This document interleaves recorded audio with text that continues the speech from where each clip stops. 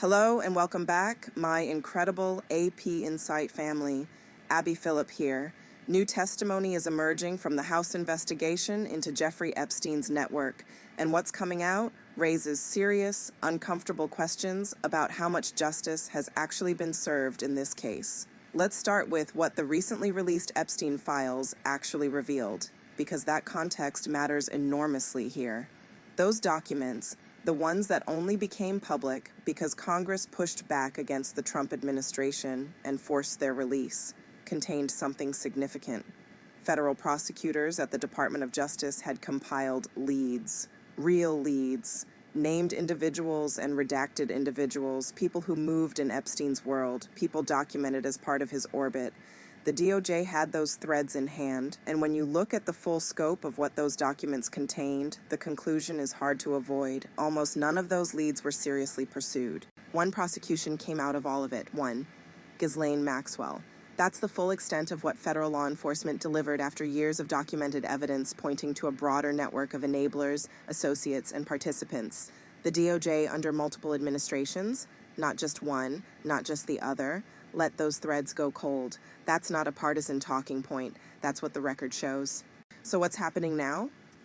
Congress has decided to do something about it. Some of the same lawmakers who fought to get those files released are now conducting the kind of investigative work that federal prosecutors declined to pursue. They're going back through the evidence. They're calling witnesses. They're putting people under oath. And today, that process reached someone who has largely stayed out of the spotlight throughout this entire saga. A powerful billionaire who built one of the most recognizable retail empires in American history and who had one of the longest and most financially significant relationships with Jeffrey Epstein of anyone connected to this case. Les Wexner sat for a deposition today. He answered questions under oath. The interview was conducted at his residence in Ohio, and while Democratic lawmakers led the questioning, Republican staff members were also present. This was not a voluntary press conference. This was compelled testimony, and the distinction matters. Why is Wexner so central to this story? Because when you look at the money, and in any serious investigation you always follow the money, Wexner's name is everywhere. Lawmakers working on this probe say their evidence indicates that over $1 billion moved from Wexner to Epstein across the span of their relationship. $1 billion. That's not a rounding error. That's not ambiguous. Records indicate the cumulative transfers added up to that staggering figure, and Wexner's name reportedly appears in the Epstein files more than 1,000 times. Think about that number for a moment. 1,000 references. One photograph released by the House Oversight Committee shows the two men together. One individual in the image has been redacted for reasons investigators have cited, but Epstein and Wexner are visible, socializing, clearly at ease with each other. That single photograph is one data point among hundreds of documented contacts and interactions. Now, Wexner does have something to point to in his defense. When Epstein first ran into serious legal trouble in Florida, his initial conviction for soliciting prostitution involving a minor, Wexner cut ties. Documents support that timeline. And Wexner's position has long included the claim that Epstein actually stole from him, that money was taken without authorization, and that some of it was eventually recovered. That is part of the public record. Today, Wexner's family released a statement alongside his testimony. In it, he describes something that many people will find either credible or completely implausible, depending on how you look at it. Despite his own decades of business experience, despite his reputation as a sharp and successful executive who built Victoria's Secret and L brands into household names, Wexner says he was deceived. His word for Epstein, a world-class con man, and Wexner says he carries deep regret for ever having brought Epstein into his life. He went further than that. Wexner's testimony today included a characterization of how Epstein operated, specifically that Epstein was a calculated manipulator who kept different groups of people entirely separate from one another, that he would run different operations with different people using different language, maintaining different personas, depending on who he was dealing with. Compartmentalization, in other words.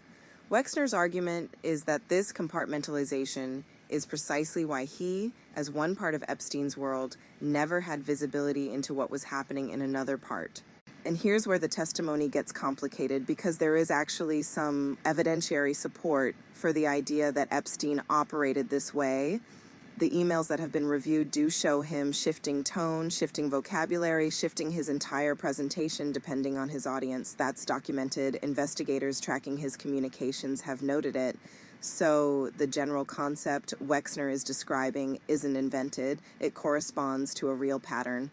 The question, and it's the central question, is whether Wexner knew, whether a man of his intelligence, his access, his resources, and his decade-plus financial entanglement with Epstein genuinely had no window into the criminal activity happening on the other side of those walls. Was he truly a financial victim who happened to be victimized by the same person who was victimizing young women in entirely different ways?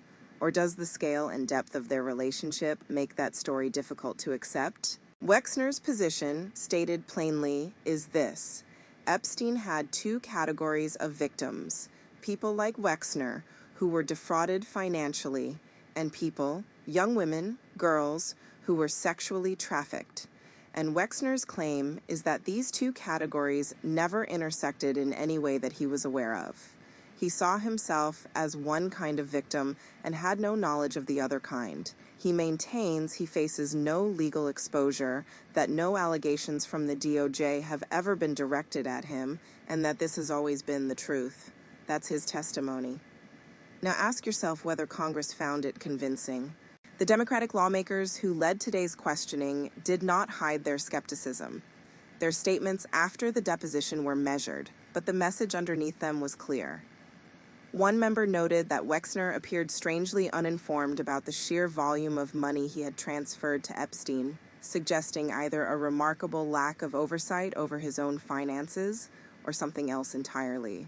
Another observed that Wexner seemed to be actively minimizing how close the two men actually were, despite the documented record showing the opposite. One of the more pointed observations from lawmakers: the longer the deposition ran, the less Wexner seemed to know. More time, more questions, fewer answers. Members described hitting dead ends repeatedly. The expectation now is that they will come away from this deposition with more open questions than resolved ones. The posture Wexner adopted, see nothing, hear nothing, know nothing, was noted with visible frustration. But frustration isn't evidence, and investigators, whatever their instincts, need to work from what they can prove. The real test of today's deposition isn't whether it was satisfying. Investigations rarely are.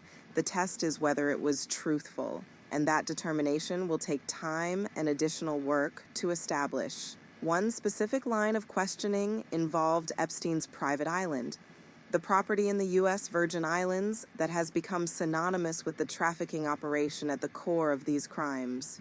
Wexner's answer on that point: he visited once, accompanied by his wife and children. One trip. That was the extent of his connection to the island, according to his own account. That answer will draw comparisons. Just recently, Howard Lutnick, the Commerce Secretary in Donald Trump's administration, made a similar admission about his own visit to the island. For years, Lutnick denied any such connection. The only reason he finally acknowledged it was that the released files made denial impossible. He was caught. He confessed. And Trump, who campaigned loudly on promises to expose the full truth about Epstein's network and hold everyone accountable, chose not to remove Lutnick from his cabinet, not to sanction him, not even to publicly acknowledge the deception.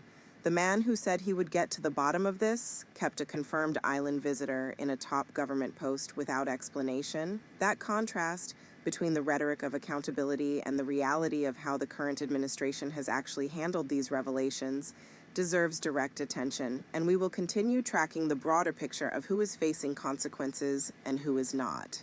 What you see playing out across multiple investigations right now is a pattern of accountability that is selective, inconsistent, and frequently dependent on what the political stakes are for the person involved.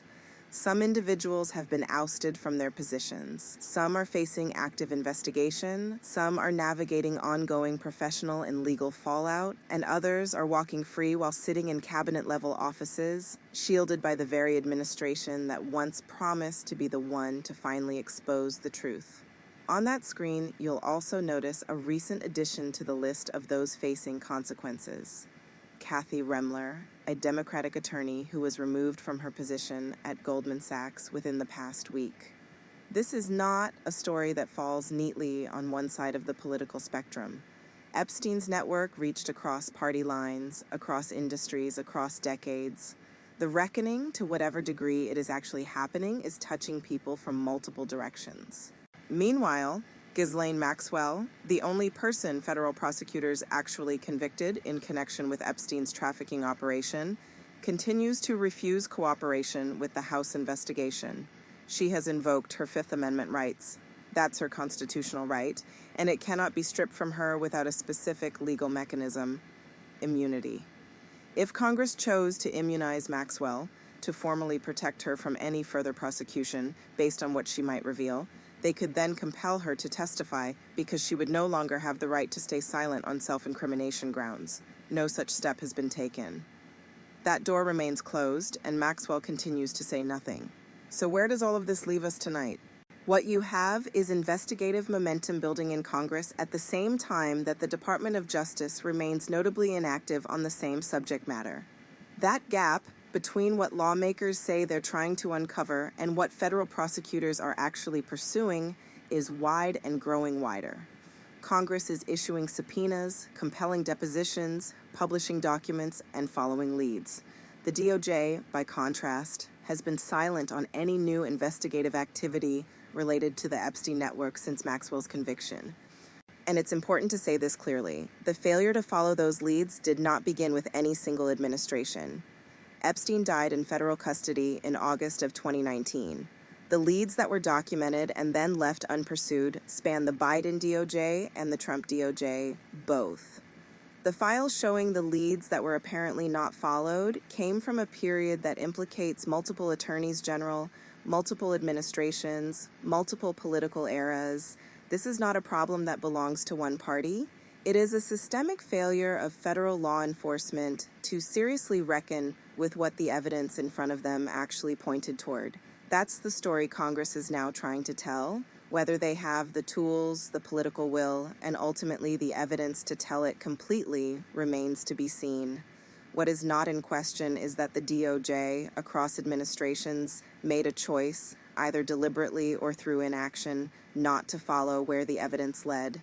Hello, and welcome back, my incredible AP Insight family. Abby Phillip here.